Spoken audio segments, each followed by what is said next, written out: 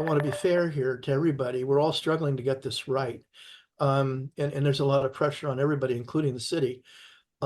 My goal right now is simply to stop the dissemination of images that would be tragically harmful to my clients and are, because some are already out there.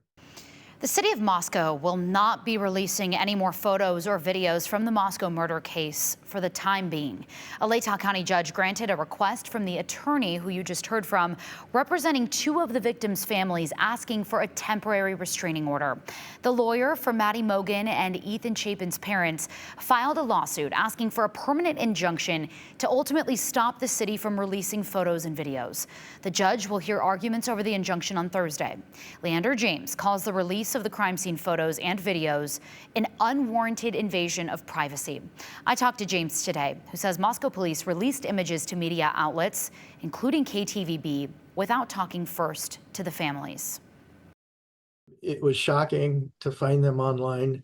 And, I would ask any of your viewers to understand and empathize with, if their child was murdered, how would you like to suddenly find the murder scene in front of you when you're just looking at Facebook or, Instagram or watching the news? It's horrific stuff, and it brings everything back, and it's tragic and it's terrible, and it shouldn't have happened. James says his goal through this uncharted legal territory is to protect the families of the victims from further trauma, as well as highlight their strength and their resilience. We want to take a moment to acknowledge something very important. At KTVB, our mission has always been to report this case with integrity and compassion. We have made it a priority to minimize harm to the families affected while also honoring our responsibility to keep the public informed. From the beginning, we have tried to approach this story with care and thoughtfulness.